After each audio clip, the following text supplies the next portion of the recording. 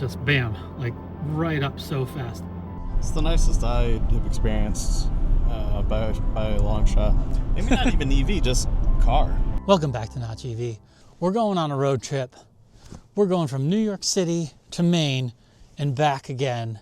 This is close to 800 miles. I kind of want to talk about why is this car, or is this car the best EV road tripper there is?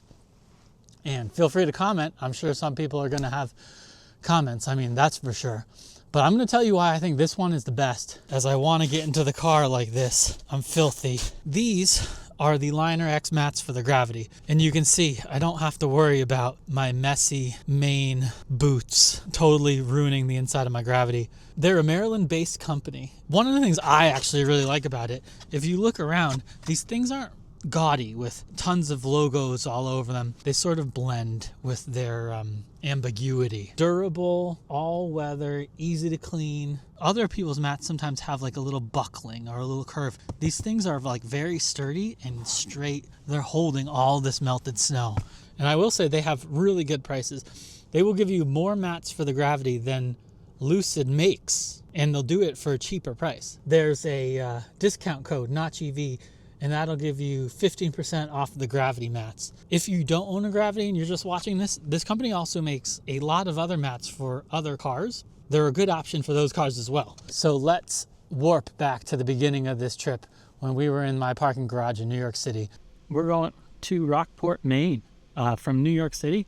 It's just under 400 miles, and we are currently charging. We're at 74%. By the time we get out of here, we might be at 75%.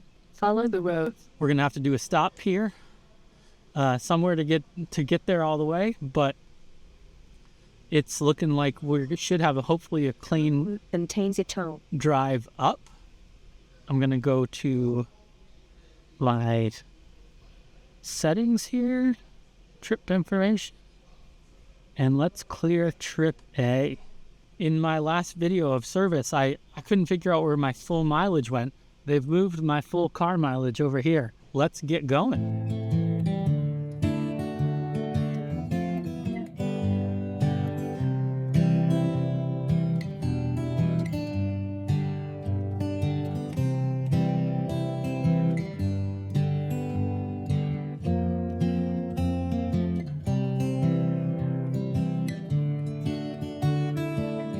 Okay, we just plugged in here, 49%, just because we need to snag a bathroom.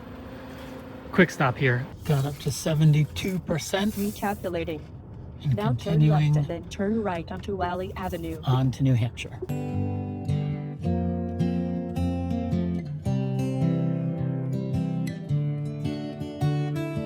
That last stop was just a little bathroom break, but it gave us a good amount of charge just to keep on going. And now I have the destination set for the New Hampshire Portsmouth Iona.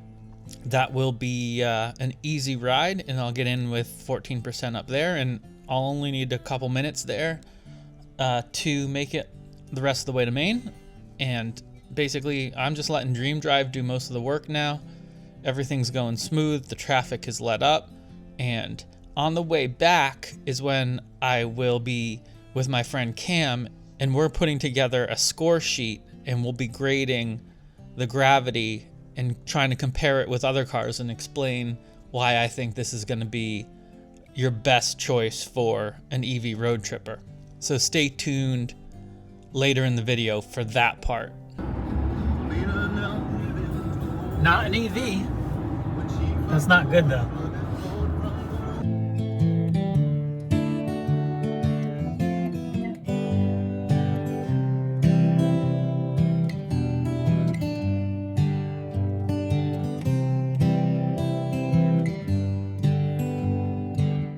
We pulled in here, we got 8%. This is the Portsmouth, New Hampshire one. It's empty tonight. But let's plug in here. This is 39 cents. And we should hopefully get 400 kilowatts Let me switch my phone to tap.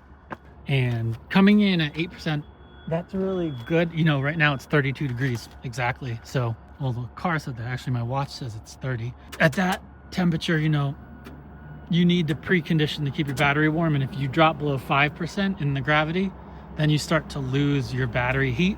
So pulling in at 8%, 5%, that's as low as you want to do it, I think, in the winter. Okay, we're charging. Just bam, like right up so fast. Are we gonna cap out at 388 though? Okay, maybe we're not gonna hit 400 tonight. We're only gonna need a few percentage to make it the rest of the way. This kind of charging around here, it's pretty close to the highway, this station, but this is the one time when I'll say like EV road tripping versus gas road tripping. When it gets late and nothing's open, it's not quite as fun because now we can't go to Whole Foods. Not as much to do at night. Luckily, this thing charges real fast, so we'll only have to be here a few minutes anyways, and then we'll be in Maine before you know it. 400 miles, all done with that. Not that much of a charging stop. Just the wiper fluid real quick, or the window washer, whatever. Clean the window. We're already, now we're at 44% and it's showing a 4% arrival.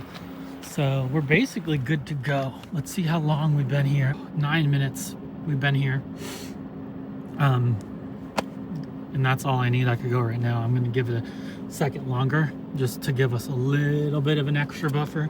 9 minutes is not really a big deal. I'm hoping for people watching this thinking about EV road trips and thinking that they could pump gas so much faster than that. Just looked in the car to see what was up, and we got like a 50% charge here in 10:45. Let's stop. It said we had like a 10% arrival by the time I came back around and stuff. So finished 10 minutes after me chatting a little bit. Jeez, tight squeeze here. Plug this thing back in. 11% arrival now, so definitely time to get going.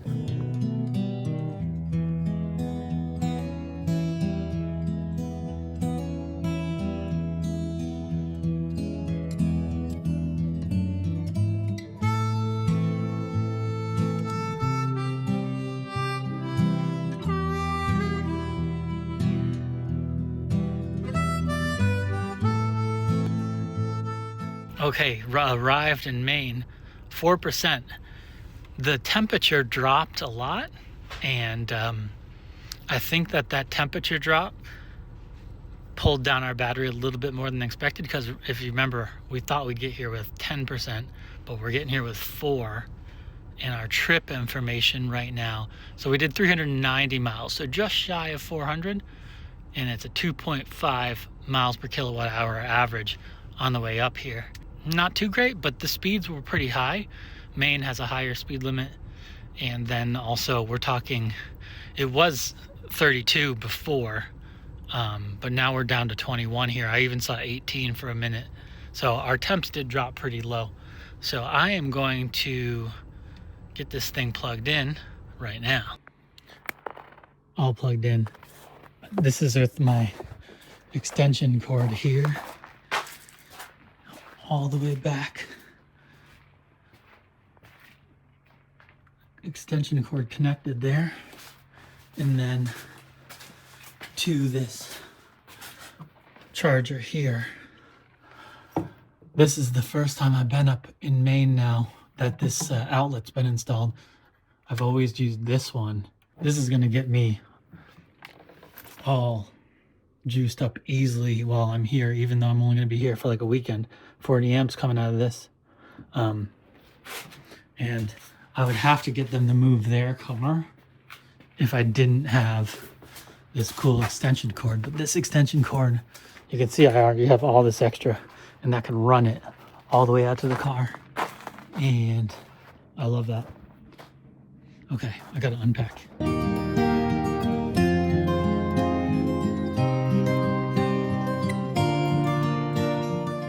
Okay, we're gonna head back to New York now. Put on a few miles while we are here, 452. And we're averaging 2.54. We're heading back. It's getting cold. My watch says it's 28 degrees. The car says it's 32, but the temperature has dropped a bit, and I think it'll drop more throughout the night.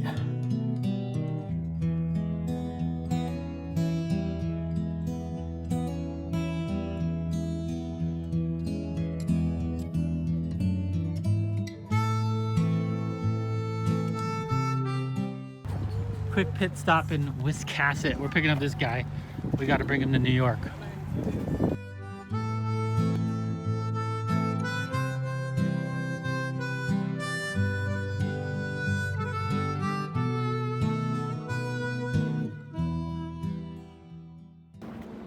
Just got here to, this is Littleton, Mass. I'm plugging in here. This Supercharger actually was one of the ones that got burnt down last year when there was a whole bunch of like Tesla rides. Anyhow, charging here, not really needed. We're early in the sense like I'm at 30% basically, but there's a Moe's Burritos here, and the three of us want to just grab some burritos, and then we won't need to charge anywhere else to get all the way back to New York City. So it's kind of a great opportunity to charge, eat our dinner down there, and then we'll be on our way back to the city. All right, we're back with our Moe's, and we got to unplug here because 93, crap. Let's stop this. Stop charge, 93 is too much. Me and Cam are here, and now we're just passing Worcester, Mass, and we're road tripping in the Gravity, and I have a list, and this list is kind of like a score sheet in a way to decide, like, is the Gravity the best road tripper, the best EV road tripper? So first off, we've got charging speed, and I think this one is like a no-brainer. No other cars in America right now can charge as fast as this. There's nothing to compare it to, really. Porsche Cayenne comes out soon, and that will be something that could potentially eclipse this or whatever. Yeah.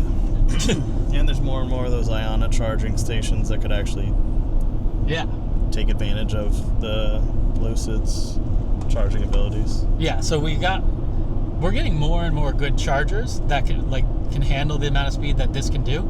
And if the real V4 Teslas come out, this pulls 419 on it. So there's nothing else that's going to charge as fast. So I think this is a clear winner. Next rating one is charging curve and consistency. And also this has got a really good curve. But also I'll bring up the Porsche Cayenne here as well, because the Porsches usually have a really good curve. But the Gravity's curve is strong, and the consistency of it, I've never had an inconsistent bad charge. Like the management for the thermals is always really good.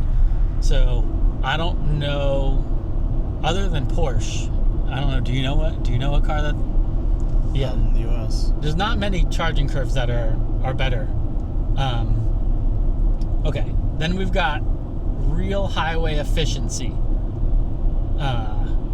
So this is not as good as what Lucid would claim. And if you're going to look at efficiency, At least not in the winter. yeah, it's close to what they claim in the summer. But if you're looking at efficiency, we could break this down in a few ways. If you're looking at this class of vehicle, we've got the only thing that I think is more efficient than this is the Model X, and that one's not even going to be on sale much longer. But like an Escalade IQ or a Rivian R1S, they're all worse. But Cam's got a bulk, and that efficiency is great. The battery's about this big. Yeah. and obviously that's not going to be your road tripper. That's not going to be a great one. No, But we have road trips, but yeah. yeah, if you did like a Tesla Model 3, you're going to get a good efficiency with that. Yeah. But it's like not the same, you're not in the same sort of class of car with that. So I think as far as efficiency, if you're looking at just this segment at least, this is like a top of the line contender there. Then we got battery size and usable range. And this is kind of a funny one because this is not a huge battery. This is 123 kilowatt hours. And like the Escalade is 250, or I can't remember exactly. And the Rivian R1S Max Pack is way bigger than this as well. So I think some cars do beat it on the like initial usable range, but we have the charging curve and everything. And as you saw on the Eastern Edge race, we still beat those cars easily because of the charging efficiency or charging speed. So we don't have the biggest usable range, but even in like this cold weather, if we're at 360, that's still a good amount of range. And I don't know. I can't complain about that. Yeah. We had one dinner stop on this ride from Maine that's like 400 miles, and we just charged while we were there, and we're not even going to think about charging at all now. Yeah, compared to the Y. Yeah, the two of us have done this same trip in the winter in the Model Y. There's so much charging. Yeah, you have to do so much more charging. And also, that curve is a lot worse, so you're trying to bottom pack, do it, get really low and just be in like the lower 30%, and it's a lot more like high energy. I don't know what you call it. Yeah. But yeah. So this one's way more chill. It's a lot easier to just road trip this easy. Then we got charging network access. I think most cars now have like access to most of the same things. Pretty much everything's open to Tesla now. But this one interfaces with Tesla really well. I made that short. Super fast, yeah. I made that short a couple weeks ago that got like 500,000 views, and it's the worst piece of content I ever made. And it's probably because I just said discharge at the Supercharger. But what I wanted to say was that when it comes to the access part, we've got the NACS port, and we got the NACS port in the right section. And like a lot of people are like, yeah, plug and charge works with my F-150, but you'd have to block 2 stalls. Like I was kind of just trying to say that this doesn't block any stalls. It interfaces easy. You don't have to do really anything. It just plugs in. But the same thing, like I like to use this at Mercedes and Iona and Tesla, and I think like it's always just really good there. And at least in the Northeast, I don't know what other access you would really want. Like where would you don't charge anywhere else really. Yeah.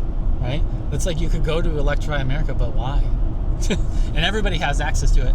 So kind of the access, I think it's kind of even, except this gets 1 bonus point because it won't take up extra stalls at a Supercharger because it's got just a good port location.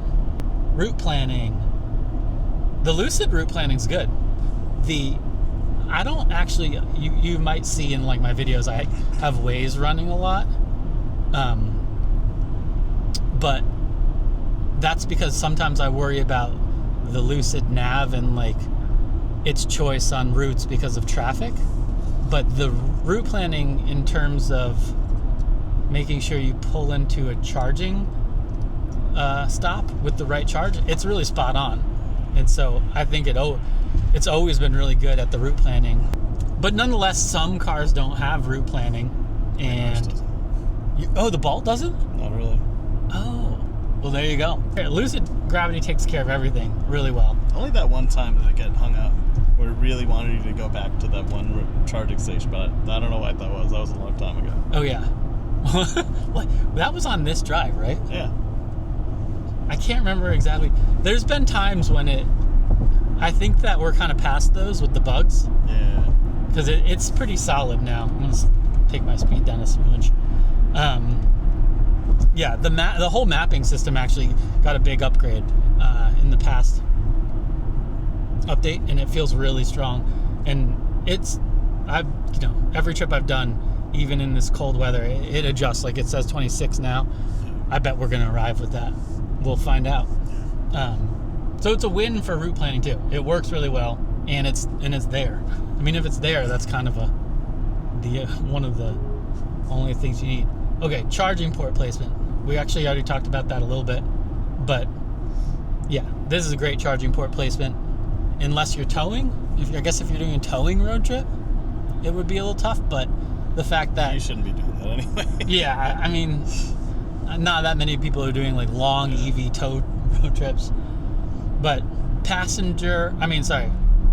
driver's back is the right place for the port, because then you just get into all the Tesla chargers, no problem, unless you're doing passenger front, which is then equally fine, I guess. I don't know, like, where's your port? Driver's side, front. Driver's front, yeah. So that's the tough one. So port placement, this is also a win. Cabin comfort, 4 to 10 hours. This is where the Lucid really shines. This thing is... Yeah, you like that, right? A delight. Yeah. We've both done this trip. I mean, Cam's done this trip in a Bolt. Yep. And in like a 1990s, what's it called? Isuzu Trooper? Oh, yeah. The Isuzu Trooper, yeah. So he's done it like that. He's done it in those like retro cars. And your Tesla. And then we did it a bunch in the Model Y. Yeah. But like, as far as just being in the cabin, this is the way to go. I mean, we got good sound system, which the Tesla has. I like these. The Tesla seats actually are a little bit softer, but in the firmness that you get from these, you get like massage and everything. They're really comfortable. And this is like a nice smooth ride. And you get the like muscle of like a Model Y performance, but in this like really nice smooth ride. So, and from the driver's side, I like this a lot more. There's not much road noise, Yeah, the road noise is great. Not that much wind noise, which is great. True. But the massaging seats, ooh. Yeah, I like heated and massage. And then when summer comes, I'm going to do the cooling massage. Yeah. I drove the R1S on like a test drive, and because the window is so much more like straight up, this is so slanted. So yeah, it really helps with the wind noise, I think, versus like when you get that boxy shape where you just kind of feel the wind pushing against you. Yeah. So cabin comfort, this is a win. I think the Escalade probably is the only one that might out-comfort this with like a long-range EV, big road tripping car. I don't hear people saying they like a Model X better than this for comfort. Well, they also haven't updated in ever. Yeah, it hasn't been updated in forever, and it's obviously not gonna be. Because the Tesla Model X is almost the same size. Like, they're an inch different, so it's a really good comparison. And this is charging better than a Tesla Model X, driving farther than an X, and it's more comfortable. Yeah. So there you go, Tesla boys. Next topic is cargo and Frunk. This is one of the main reasons I like this car. Yeah. Because, well, one, you guys have seen me sleep in it a bunch, but I have all this random junk back there from the IANA event I did a couple weeks ago. And then we threw our bags in for this trip to Maine, and then Cam threw his bag in to go back to New York. And there's tons of room left. Yeah. Yeah. And back to like, I think the Model X and the Escalade are a huge comparison point for me. I should bring up the R1S too, though. Yeah. But those all have less space inside. Interior space is unmatched in here. And the Frunk is like, okay, I gotta take a right here, don't I? All right, we just had a highway switch. I was about to say the Frunk in this car is also really big and super useful. You can fit like a full travel suitcase in there and then extra stuff. And also I have that couch that Michael Rauch gave me, my East Ranch teammate, which was so awesome of him to send me that, because that's a cool thing. And I've sat in it, but it's kind of freezing cold, so I'm really waiting for the summer. But the cargo and usefulness of this car is really good. Not to mention actually the outlets. There's 3 outlets across the whole car, which you don't really use road tripping. I don't think that really plays into road tripping, but it could. Like a fridge or something. Oh, good point. Yeah. Yeah, you have the outlets for a fridge. I want to put a fridge in the frunk. I just haven't figured that out yet. Yeah. I need somebody to send me a fridge that fits. So I guess if you're comparing this to other cars, this is just going to win on cargo. If you need to pack a lot for a road trip, this is going to be the choice. Driver assistance. All right, this is the spot where I have to give it to Tesla.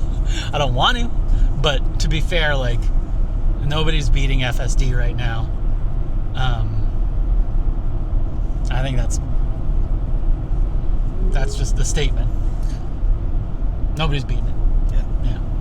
This has Dream Drive Pro, and it's driving for me right now. It's holding the lane, and if I use my blinker, it'll change lanes.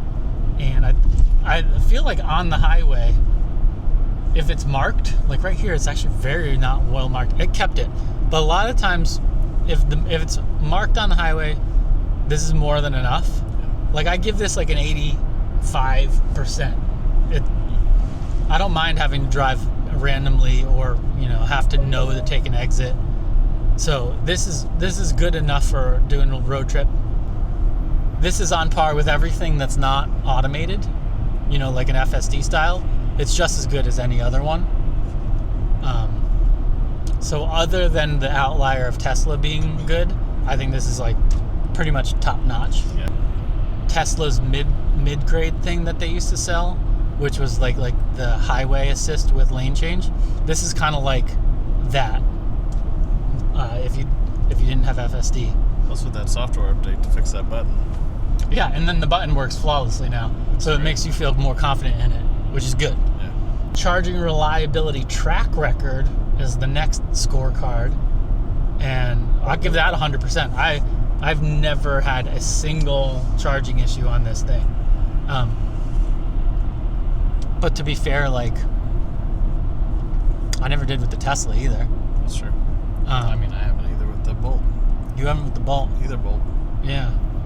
I know from doing the Eastern Edge race that they did have like a lot of thermal issues with the Escalade.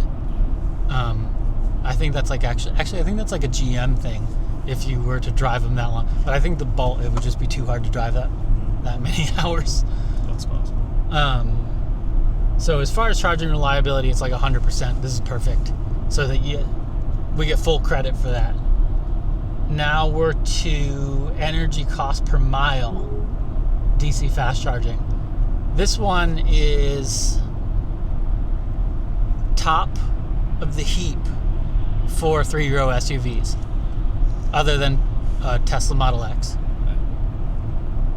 And so if you wanted to save money, I think you should just drive like a Model 3. Right? Yeah. But then that's like a lot of the other big comfort things that you would get in here, you wouldn't get. I mean, if you really cared about it, you'd just buy a Bolt and just drive 60 real slow. miles an hour on the highway. But Yeah. that's not really what we're talking about. No, I know, yeah. So like price. Yeah, price is tough. Yeah. Because you're like, well, don't buy a car. Yeah. You could not have a car payment and then fly to wherever you're going. Yeah. So yeah, it's like you gotta do it by like class. Yeah. Yeah. So for cost, this is gonna be a winner because it's still gonna beat Rivian, Escalade by a long shot. Like you have so much more battery to fill in those for a somewhat equal range. Okay, we win. We win in the Gravity. Okay, that's the whole list. What this means is this the best road tripping EV? And I think the answer is yes. It's the nicest I have experienced by a long shot. See? It's the nicest he's experienced. Maybe not even EV, just car. Yeah, true. Like this is just like straight up a nice car to drive. Yeah. The only thing, and I know it's what everybody's going to come at me about, is that it doesn't have FSD.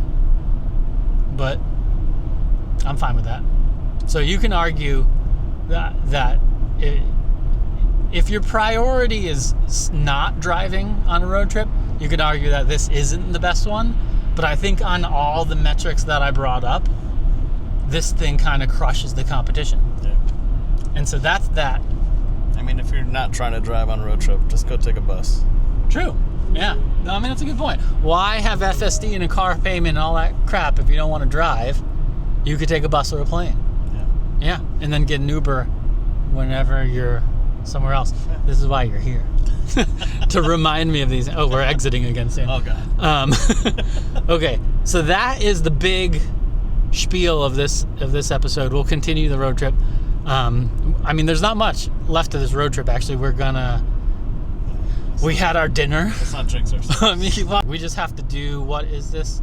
158 more miles to New York City, and we don't need to charge, so like, for all intents and purposes, we're done. We just got to get through it. Well, we got to get through the horrible state of Connecticut, mainly southwestern Connecticut. Yeah, good stuff. But it's late. Well, it's 8:30, so we're coming in New York after the congestion fee gets reduced, and that smells bad. No, it's like a factory. It's the environment again? Yeah, it's the environment. Heard this before. Yeah. All right, so we will see you later in the road trip.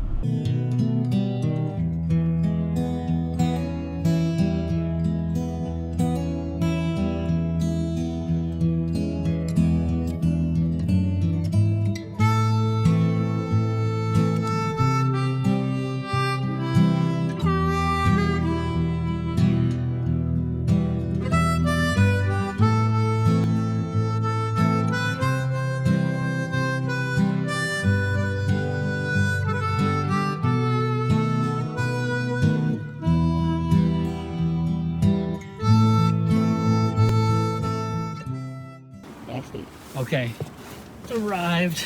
It's late. Final stats for this trip are finals. I can hear Cam back there making fun, but we are at 385 miles for the trip back, 2.45 miles per kilowatt hour. Not too good, but also perfectly fine. It was an easy trip. For me, this is the A+ cream of the crop for EV road tripping. And for instance, this car came in second place on the Eastern Edge race, using only Tesla Superchargers, which was basically handicapping its charging speed halfway down. And this still managed to perform really well, only beaten by the other Lucid that could charge the other Gravity that could charge on higher power chargers. So you could see by the real world numbers that this thing can beat all the other cars in its class.